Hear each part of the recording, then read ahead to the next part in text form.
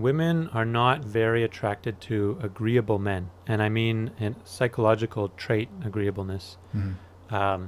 So in layman's terms, we might call this, the nice guy syndrome. Would you? I guess you wrote it, so maybe you can explain a little bit more. What do you mean that women are not attracted to the typical nice guy or the agreeable man?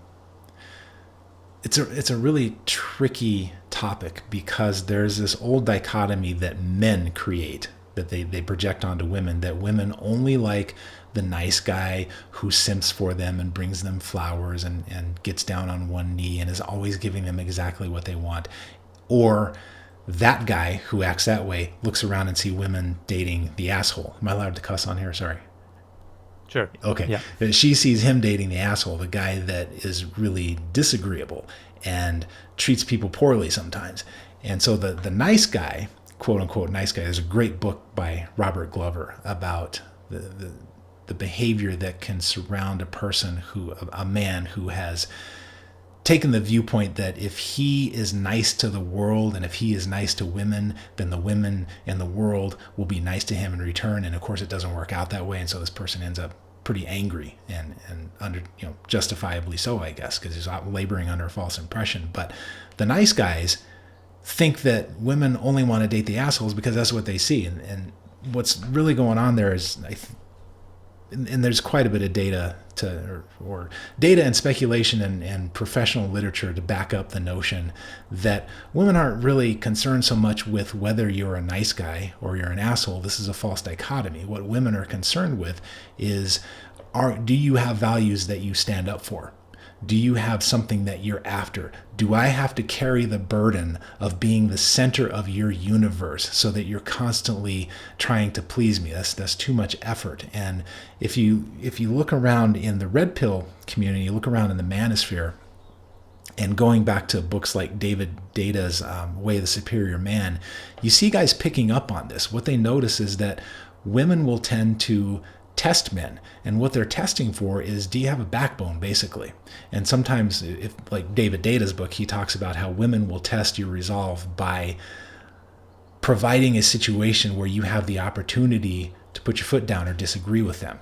And according to Deida, the writer, that what a lot of women are looking for in that moment is to know that you actually have a backbone and that you actually will stand up for what you believe in. Because if you can stand up for her, so goes the reasoning, then you can stand up for your values. You can stand up for what's important. And she doesn't have to carry the burden of making all the decisions and being the most important person in your world and all of that nauseating stuff that just gets to be too much work for women, too much work for anybody.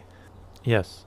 So that opens up a really interesting topic, because I think what you're approaching is the question of what do women really find attractive in men versus what are men told through society, media, by feminists and by other women. Like, I think you and I have both observed that there's a gap between. There's a discrepancy between what men are told women want and what they've observed in reality women actually go for, what they're attracted to.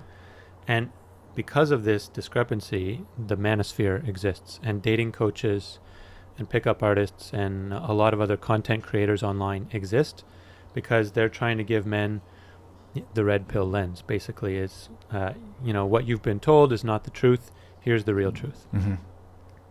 Yeah, and there's a lot of truth in, as far as I can tell, is my subjective judgment, but out of the red pill community and manosphere in general, there's a lot of truth. There are a lot of hucksters. There are a lot of the whole range of behavior, because what's happening there is you have men who are trying to solve a problem. They're basically trying to solve the problem of, how do I succeed in life? How do I succeed with women? And whenever you have a bunch of people asking a question like that, everybody's going to show up with their prescription, from the people who actually know what they're talking about and have actually really studied hard. And I don't necessarily mean in school. Sometimes it's in school, sometimes it's not. Some of these guys have really studied hard what's happening in the real world, and they don't have a quote formal education, but they're very educated. So you have those guys who are well-intentioned and doing good work, and then on the other extreme you have the shysters and the hucksters, and you have the guys who are selling the program to get you laid. And then you have the guys that are essentially just preying on women.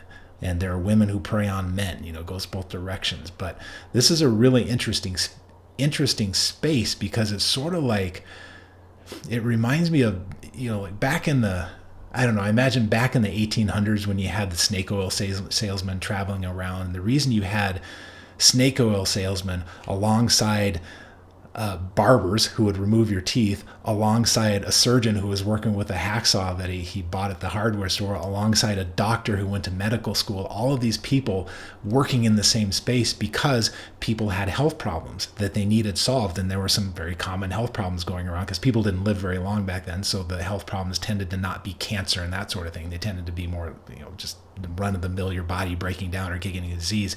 So you had all these people, some well-intentioned, some not, converging on the same space. And I think the Manosphere is essentially the same thing, because these guys, so many guys out there wake up one day and they realize that they've been sold a bill of goods in the way that they're supposed to talk to women and communicate with women, and what women actually expect and what women actually want. It's not what they see on TV. It's not what they see in advertisements. It's definitely not what they see in a Tom Hanks movie. It's something else, but they don't know what it is. So they go out and they look for the answers.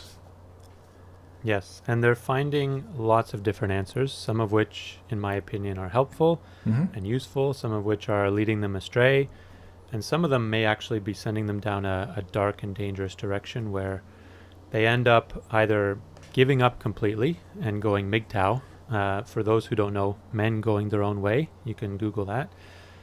Or they don't go MGTOW, but they just, emotionally disconnect from women, and they refuse to engage in long-term relationships, or they end up hating on women. And I think those are poor interpretations of the information that they've received. But unfortunately, when you have a wild west of information sellers out there, that's kind of what you get.